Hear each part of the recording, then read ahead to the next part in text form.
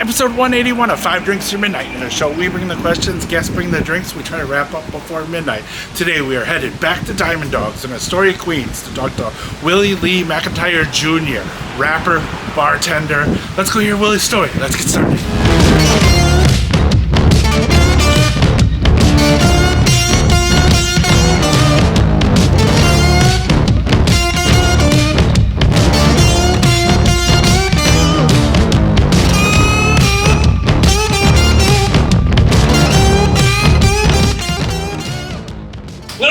For joining me. 5 drinks or midnight, 5 drinks, 5 questions, midnight, whatever comes first. Thank you so much for having us at Diamond Dog. How you doing today? I'm doing all right. Excellent. Ready to get started. Yeah, shake out the nerves. We're ready. Question: what are we drinking first? So this is a variation of a drink I made called the Pancho Villa. Okay. It's bell pepper, quinquina, vanilla, mezcal. It started as me getting back at a coworker for being a jerk one night, and I just redid a recipe, and then it just kind of evolved into that. Okay. Like it was on the menu of my previous bar, the Astoria, for a while. Okay. Excellent. Like I hope you enjoy it. Cheers. That is yes. The pepper and mezcal works really well together. Oh, thank you. If that's how you get back at people, I want to piss you off even more. Yeah, like there's a little bit of a frown after that. Like it became popular. All right, so question one. Yeah. It's always a little bit of an origin story. Yeah. But how does a kid from southeast Chicago end up in New York in the hospitality industry? Okay, so let's see. It kind of, in a lot of respects, starts with hip hop. Okay. Like since I was like 13, 14, especially 14, I've been rapping. All right. Rapping on the street, battling, doing battle tournaments, concerts, so on and so forth. I still do it. You know, with that, like, it put me a part of the larger hip hop community. But, you know, as time went on, I needed a job, so I ended up finding myself working at Green Barrel for years. Okay. College ends, and I'm like, I'm ready to do something different. Can't get a job anywhere, but one of my old coworkers told me a friend of theirs needs a door guy at a bar. All right. So I roll in there, get a job as a door guy, worked as a door guy for 2 weeks. One of my good friends does something to get fired, and they actually do I want to try to be a barback. Okay. So I promoted already. Step into doing barback, and my lady at the time started working at a restaurant that had just opened, Hubbard Inn, downtown, and I would get there early after orientation to pick her up and sit at the bar, and the bartender at the time, Ben Tozier, would just be experimenting with drinks, fucking around and making stuff for free. And just going through it, and it was just blowing my mind. All right. You know, just watching that happen. So it made me think, you know, maybe I should try bartending at the spot. And it just became a fascination, start reading about it more. And I had a weird conversation with a friend of mine that told me to not get into craft cocktail. And it hit me in a way that rapping did, where whenever people tell me to not do something that makes me want to do it. Okay. So I started to study more, you know, worked at this local bar, Booktown Pub, still around, for 5 years, worked at Haymarket Pub. And, you know, at one point I was just ready to leave Chicago. Okay. And it was either move to LA, where I had family, or move to New York where I have friends who are mostly in the hip hop scene. Okay. So we decided to move to New York where I had friends in the rap scene. All right. And when I moved here, I was like, I'm definitely going to be rapping. I want to work in the service industry, and I'm done working as a barback. Okay. So I basically just dedicated my working hours, I dedicated my off hours to hip hop, and I dedicated my work hours to becoming a craft cocktail bartender. Okay. And that just kind of rolled that way. And that was 10 years ago. All right. And I've been working in the industry, working in New York for 10 years. Okay. 16 years altogether. All right. Just because you're also in a documentary about the COVID, and we'll get to that later. We have a few questions about that. Yeah. But one of the things that the documentary talked about was being in Queens and being in Astoria. Yeah. Like, did you move directly into this neighborhood from Chicago, Yes. or did you go someplace in the South? So that was an interesting one because we, like, renting apartments in Chicago and New York are different. Like, in general, you can get an apartment like maybe a month or two out in Chicago. Like, you can look at it and go, we're moving in 2 months. Right. Yeah. At least when I moved here, it was like that day. Yeah. Like, if you see an apartment that day, we expect you within the next couple of days. Yeah. In which case, the apartment that we had fell through. And pretty much in the 11th hour, the week that we're going to move, my friends on the hip hop scene basically said, no, you're getting out here. And the guy who's now one of my best friends, who's also still my DJ, they were like, so-and-so needs an apartment. Needs a roommate. Yeah. And me and my girl were like, all right, talk to him on the phone, they'll the money over. And we're like, what neighborhood are you in? He's like, I live in this neighborhood called Astoria. And we're like, cool, okay. And next thing I know, we drive from Chicago with one pit stop straight to Astoria, Queens. And I lived in that apartment for almost 6 years. Okay. Awesome. Same roommates. We're still close to this day. It was, but yeah, moved straight to Queens. All right. Yeah. Awesome. You said that you started rapping at 13, 14. Was that professionally? Because we read that you technically started rapping in the first grade. And we want to know if that's true. Well, that's the thing. Like, professionally, no. Like, okay. I started rhyming, like everybody else. Like, I started rhyming really young. Okay. And even then, that kind of worked off of dinner. Okay. Like, I was like secretly rapping in the room to the radio. Then one kid was just like, he's saying something, and I was like, rap doesn't seem that hard. He's like, you do it then. All right. Then I was like, give me a subject. And I rapped about a garbage can. And he brought some kids over to hear me do it, and I did it again. Okay. And that kind of started it. All right. Yeah. And little by little, I just started taking it a little more serious. Every year, then when I went to high school, I went to a high school downtown. And because of that, like, we were down the street from this particular McDonald's, which is directly above the red and blue line, which kind of connects the north, south, east, and west to each other. So kids who were coming from across the city, going from one side to the other from school, would have to pass through. So it became like this central spot for all the hip hop heads to meet and rap. Okay. Before going home. Yeah. So like that became like my rites of passage. Me and my classmate Sunni's rites of passage. And we would go there and like rap, get embarrassed, come back the next day, and just keep going back until we got better and better and better. All right. And we'd do that. And at that time, you might catch kids rapping outside of basketball games and football games and parties and all that. So it was always that. So that's when I started taking it serious and writing a lot. And traveling around the city, battling people outside of high schools and things like that. And doing that until I got my first battle tournament at 17 and started doing shows, and that. And how does your rapping influence your bartending, or your bartending influence your rapping? Honestly, well, look at in terms of style of bartending, a lot of it for me is like watching the construction of a rap beat. I'm not a producer, but I've spent a lot of times around my friends who made beats. Going record shopping and digging into parents' records and listening to things online and so on and so forth. And sampling makes the basis of it. And a lot of it is taking things that don't seem like they should go together and realizing that they work. These drums from this Indian song somehow match this guitar from this blues record. And when you put it together, it makes this sound that, technically shouldn't exist, but just works perfectly like that. And flavors like that. Because a lot of times you're dealing with flavors that just because of where they come from on the planet, they wouldn't interact with each other because the cultures would. Yep. So, even for that,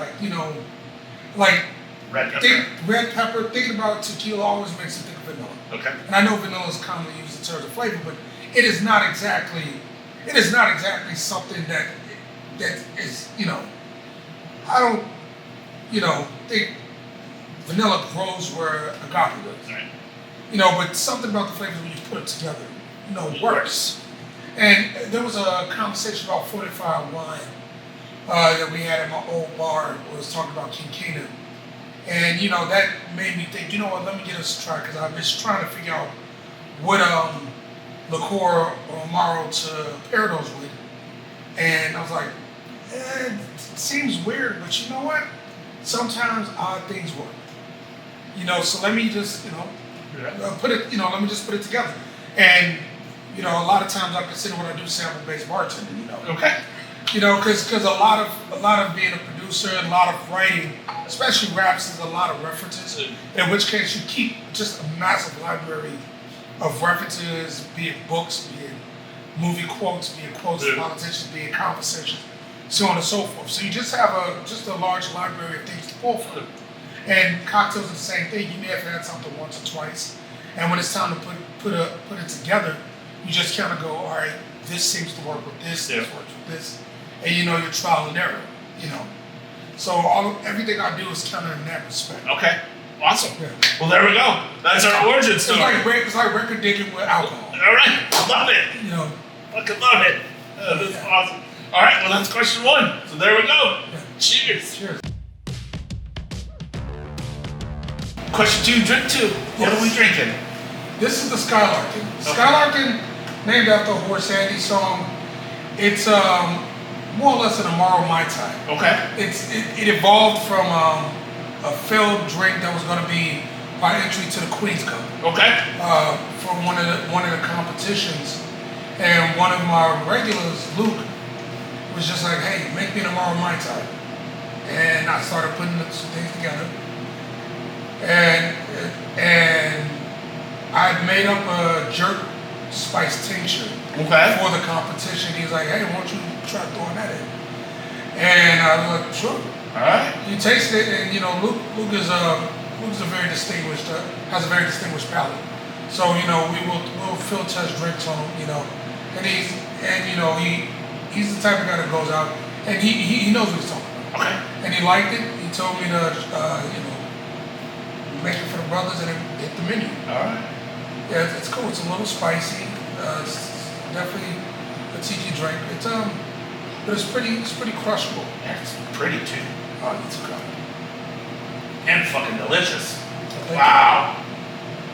Yeah, that is the shit right there. Thank you. Thank you. All right. So, question 2. Yeah. You were in a documentary called Oh, The Last Call, the Shutdown in New York bars. absolutely. Love the documentary. One of my favorite things that you guys talked about in there was the third place. Yeah. And the definition of the third place. Yeah. What does the third place mean? Or first, can you define what a third place is, and what does it mean to you? That's right. There's work, there's home, Yeah, and then there's and there's the third place. The third place is a lot of times it's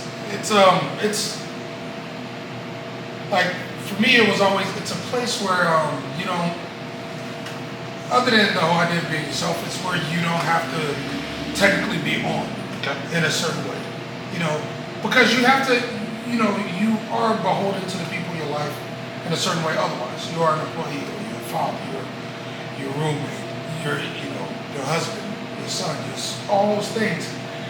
But sometimes you just need a moment to exist, to decompress, and I'm not saying that you can't with those places. It's just you need it's a respite from the things that are in the world. Okay. Not even necessarily the stress, but everything involves a level of response attention.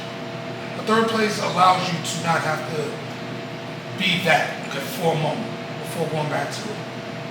And it's important. Like it's like blowing off steam to make sure the machine still works correctly. Yeah. And that's not necessarily being drunk. Or getting drunk. It's a conversation. Yep. Or sometimes just listening to somebody else's issues or or somebody else's jokes. Yep. Or walking in and hearing somebody else's sense of taste in terms of music and just letting you do that.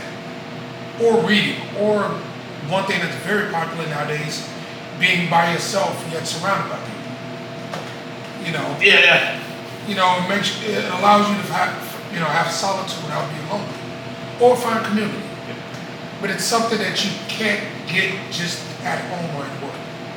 Yeah, I love that.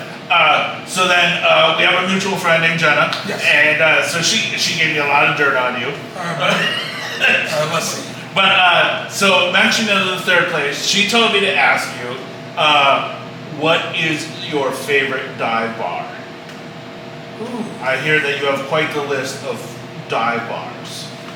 Ooh, that's a good one. Let's see. In Chicago, probably the Mutiny. Okay. That's definitely one of them. New York, Welcome to the Johnsons, the original one on Rivington, okay. Which I'll take her to. That was one of my earliest memories of being in New York, actually. Okay. Awesome. Visiting my friend Drew and Jerry back in 2008. One of the first places we went to was Welcome to the Johnsons, and I forgot where it was. And I randomly was going to an art gallery maybe 6 years ago. And as I walked out of the gallery, looked to the left, and went, you gotta be fucking with me. And every year, I go back at least twice a year. Okay. Awesome. You know, and then there's some which people might get offended if I call them dive bars. So I hate to say that. But like Bushwick Ice House is an awesome spot. You know, there's usually pro wrestling on TV. All right. Cheap drinks and just an overall friendly place. Okay, awesome. And it's just in the cut. If you don't know, you know. And also, a dive bar is not a dirty word. I love a good dive bar. Yeah, you know, because I always forget what is considered a dive bar. You know what I'm saying? Because like I've heard people give a lot of places I wouldn't call dive bars that designation. Yeah. You know, because then you'll get things like, I was always a fan of Liars Club in Chicago, or Danny's in Chicago, or Bootleg Bar in Bushwick. I think I've been a honky tonk in Uptown once. That was nice. Admitted, Welcome to the Johnsons, probably still my favorite. Library. All right. You know, it's great. Like those are the ones that immediately stick out. You know, because everything else wouldn't be a dive bar, but they're just little cutty spots that like Uptown Bourbon. Okay. Spent a lot of money at Uptown Bourbon. Love it. Yeah. And then, what makes a good fish shop? A good fish shop? I hear that you're obsessed with fish. As in eating, not but you know what? But that's so. Here's the thing: like in Chicago, in the black community, there are a massive amount of fish spots. The late night food is seafood. Like you might get barbecue, you may get fried chicken, but in the black neighborhoods, it's seafood. Yep. You know, like even if it's Goose Island or Lawrence Fishery or Sharks and so on and so forth. So a good fish spot, you have to have quality catfish. Quality shrimp, good sauces, good whiting, quality fries. It's always coleslaw, which is always considered a throwaway item, should be good. Yeah. Are you a creamy or vinegary guy? I grew up on creamy coleslaw. Okay. Vinegar is something that I had later, so I'm learning to love it. Okay. I'm from Wisconsin, so it's creamy for me too. Yeah. So And like the catfish thing is different. Like the style of fried fish I grew up with, it's kind of like what came out of Mississippi, which is cornmeal based. Yeah. So it has a grittier texture, which a lot of, depending on where you are, they do a different type of batter. Yeah. So I can't really get that too many places in New York as is. So that makes me a certain level of judgmental. But yeah, it's how you fry. It's how you fry it. It's the spice. It's the spices that you have in the batter. Love it. Like And then definitely, and the sauces. You gotta have good sauce. Okay, agreed. Is it just for you, just your favorite like late night and like spot, like snack? It was always my sober food. Okay. It was always my sober food, and it was always just like one of those things that like it's a nostalgia thing. I've been here 10 years, but even still, I moved here when I was almost 30. Yeah. So like it's still something. Like I still have to get fried fish a couple times a year. Yeah. And I am judgmental about it. No, I will eat it, and people be excited like, isn't this great? I'm like, this fish ain't shit. Yeah. Let me take you somewhere. No, agreed. That's because same. I moved here when I was 30 as well, and it's not like. And there are good things like Golden Crust is good. Yep. They're a chain, but anytime you get something from Popeyes, they're great. Chubby's makes excellent fried fish, and these are things that I make a note of. Yeah. Chubby's on Steinway, by the way. Like those guys are really good. All right. Yeah. Well, there we go. I think we answered Jena's question. So, cheers.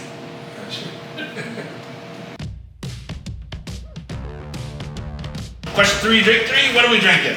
Okay, this is the Cities of Dust. All right. So the recipe is, I had a hand in it through the suggestions. It's a recipe by John Elisovich, one of the owners of Diamond Dogs. And, as he's developing it, I added one suggestion that just kind of brought it all together. It's buckwheat honey, lime juice, tequila, Sotol, and clove angle bitters. Oh, nice. Named after sushi and veggie salt. All right. Awesome. Cheers. Cheers. Fuck yeah. Oh, that's super nice. Oh, yeah. It's got a little zip to it. Yeah. That is. Yep. Nothing's been bad yet, so that's. I appreciate it. That's good. Alright, so question 3. Yes. We call this our talking shit segment because All right. we've had 3 drinks and we're a little bit more open with ourselves. But and please don't hold back on this one. I've been waiting for this one. So question 3 also comes from our friend Jena, but she wants to know, or basically she told me to ask, how do you feel about her Bloody Mary recipe? It's fucking tedious. It is tedious. Sure, it tastes good, but god damn it, putting it together took forever. So I say this because when we worked together, before I came into Diamond Dogs, I would have to do the Bloody Mary mix. And it had like 50 ingredients in it. So I went on like an RPG style quest in the basement of this vegan restaurant, or vegetarian restaurant that we worked at every Friday to find this piece and that piece. And the staff was helpful as a fucking wet rag. And I had to look under this and look under that here, and it's good God, Jenna. Like when I looked at the list and it looked like a Bible passage, I'm like, so you're doing all of this plus vodka? Okay, word. Like I'm not down the skill, but goodness, truncated a little bit. Love it. So basically, it tastes really good, but just you're gonna need like 20 hours to make it. Yeah, it took a while. Okay. Shit. It was like a Lord of the Rings plot. But it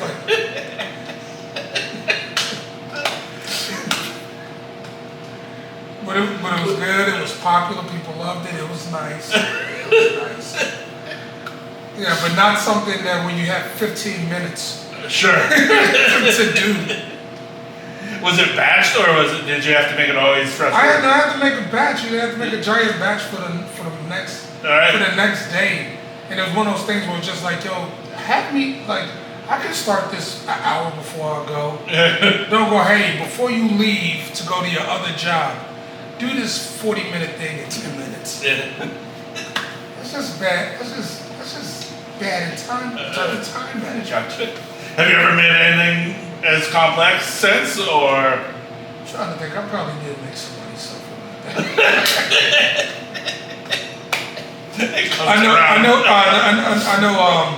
My coworkers did a story and hated me for this one drink we had called Christmas in July. I can't remember the ingredients fully now, but they had a lot of shit in it. And I remember this because when they hit the menu, they were like, "Who the fuck made this?" Then they was like, "Yeah, it's Willie." And they looked at me and I was like, "I didn't want them to pick that one. I gave them a lot of options." Yeah, that's the one you didn't want to think. Yeah, and in the middle of like a busy rush, I just looked and I was like, "You really just have to pick this one." Yeah. And no batches, so it was just like you just had octopus arms, you know, like repeatedly for 6 hours, 6 to 10 hours. Like I want to say it gives you character, but I don't like lying to people.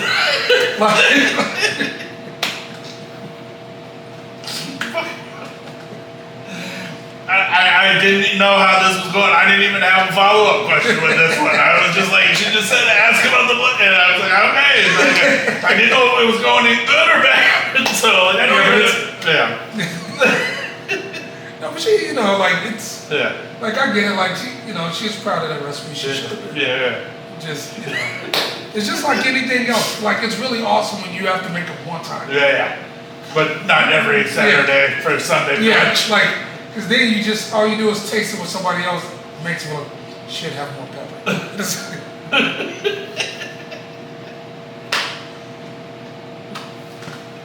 Well, fucking love it. Well, there we go. Now we know about Jena's secret Bloody Mary mix, so. Yeah. All right. Cheers. Question 4, drink 4. What are we drinking? And this is the pink room. This is something from our moist January menu. Okay. Or, you know, doing more ABV cocktails. It's ginger Amaro, orgeat, pineapple juice, lime juice. All right. Oh yeah, it's fucking delicious. Thank you. That is, the orgeat in there is, it's like a little marzipan cookie. Yeah, it's like I was in love with the ginger Amaro and that. Like, I needed to figure out a home for it, so I'm pretty proud of it. That's fucking delicious. That is 4 for 4 so far. Loving it. All right, so question 4. We're gonna get a little serious here. So, we just recently saw on your Instagram that you were diagnosed with kidney failure. Yeah. How has that affected you? And not only like your art, but also your craft behind the bar, and what can we do to help? Well, it's been interesting because it's been a, like, journey is an overused term, but that's the only way I can really describe it.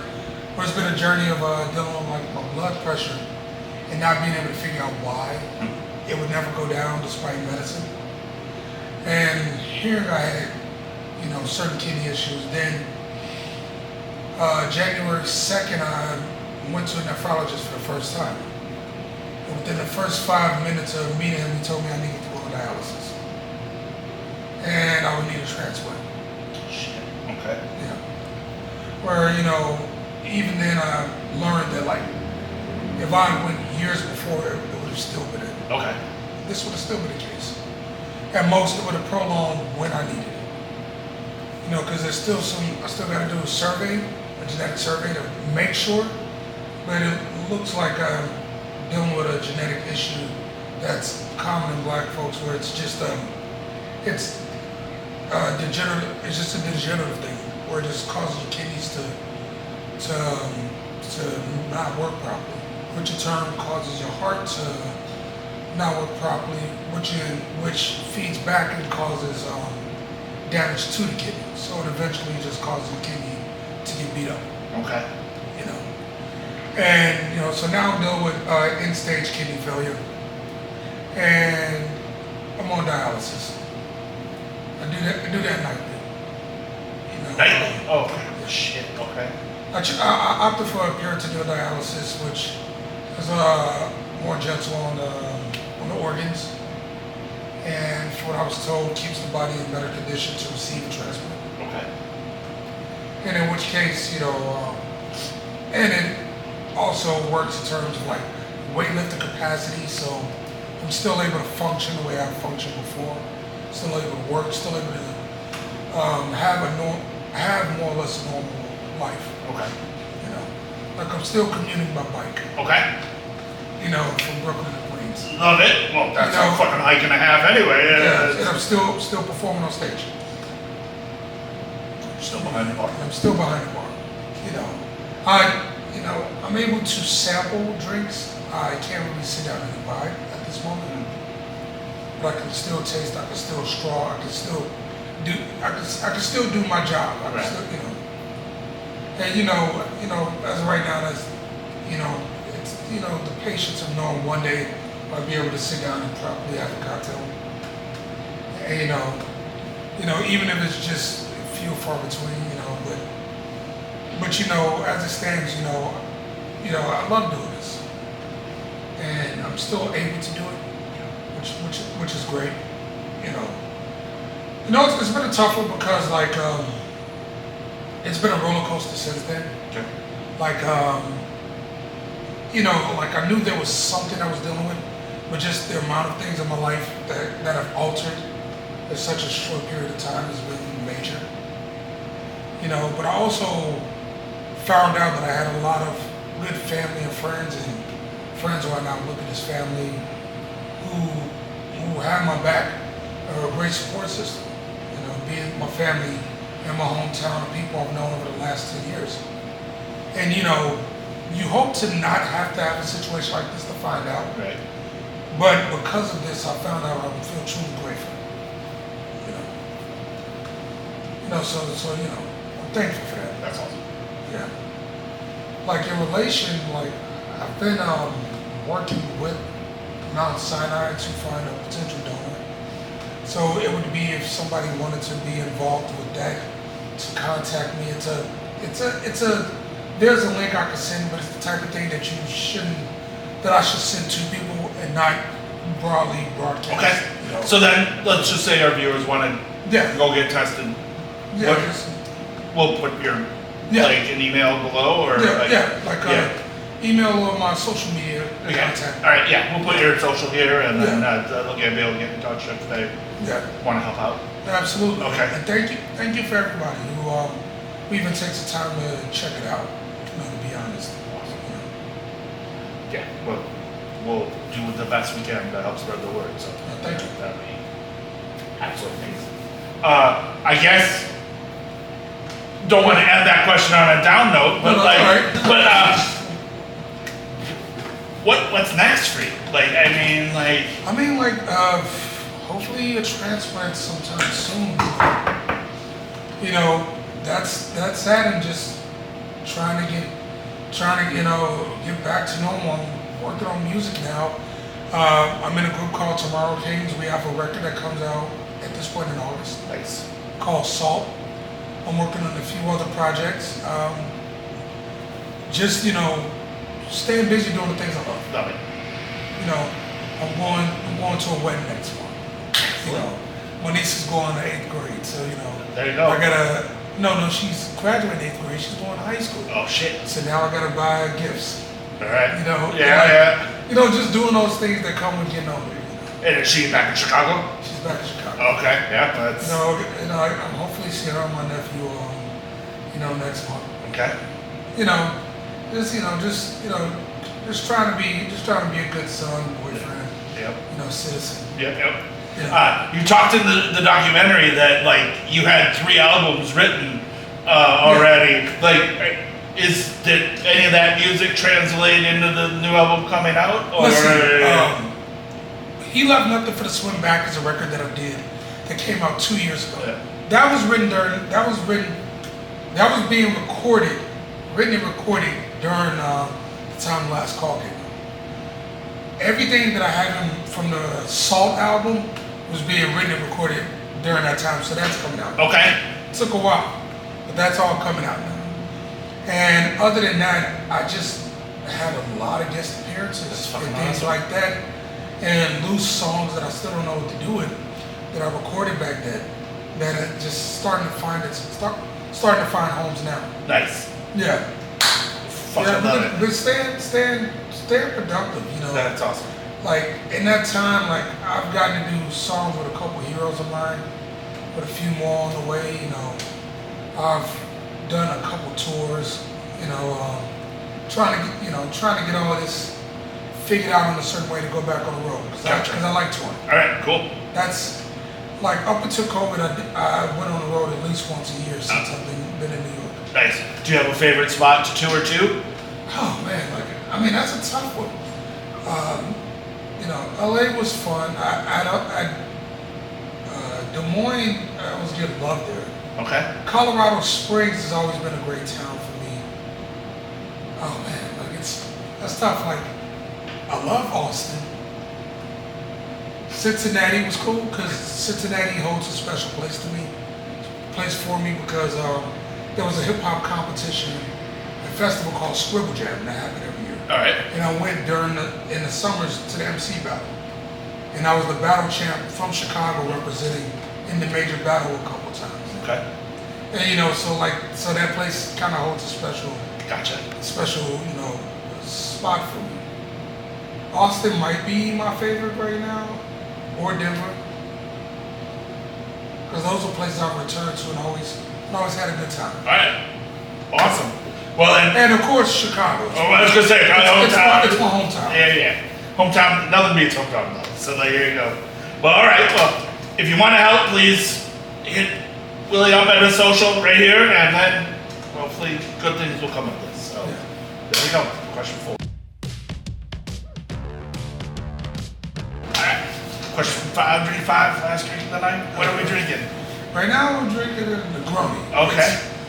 It's simple as it is, it's probably my favorite cocktail. Okay. It's one of those things that like I always say, people ask me what's my favorite drink. I usually say it depends on who I'm with and depending on where I'm at. Right. But this is one of my major defaults, where it's simple and it's always comforting. So I figured that would be a great way to end. All right. Perfect. Jeez. And this is Diamond Dog's particular barrel aged one. Oh, very nice. How long is it aged? 6 to 8 weeks. Oh, nice. Is you like the bitterness? Is that kind of your flavor profile, or I enjoy the bitterness. I enjoy the little bit of complexity. Okay. There's enough going on where it's not one note, and I could sit on it, sip it slowly, and find a different.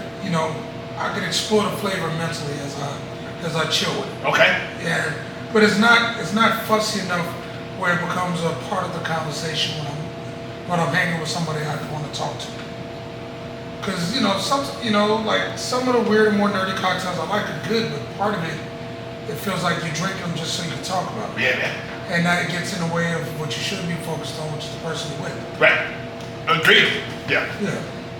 Again, it's the connection. It's that third place, if you will. Exactly. It doesn't matter what you're drinking. It's who you drinking with. Not only that, but conversations are what get you drunk, not alcohol. Exactly. Love that. That I'm gonna steal that. No, feel free. That is. You're right. Because again, if you're having a bad time with somebody, you're not gonna stay out and drink with them. Yeah. Without a doubt. This is fleeting. No one's gonna remember. Oh, I had this thing, but they're gonna remember that we were here. We did this kind of thing. 100%. Yeah. And I've seen finishing a person trying to finish their point, get them drunk. So often,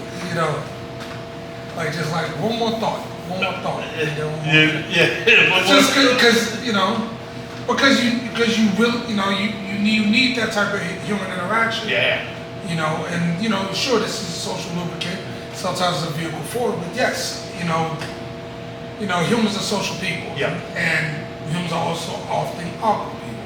So sometimes we need a vehicle to break the ice. Yep. So, question 5. Yes. Comes down to the flip of the Whiskey Wednesday coin. Okay. You can flip it, you can spin it, you can do whatever you want. The coin will give us the answer. You don't have to answer, but if you want to answer, please feel free to answer. So. I'm the world's worst coin flipper, but I'm still do it. That's all right. You can spin it. It's heavy as shit, so it just. All right. So, question 5. If your rhyme schemes were a cocktail, would they come with a garnish and a warning label? Probably not.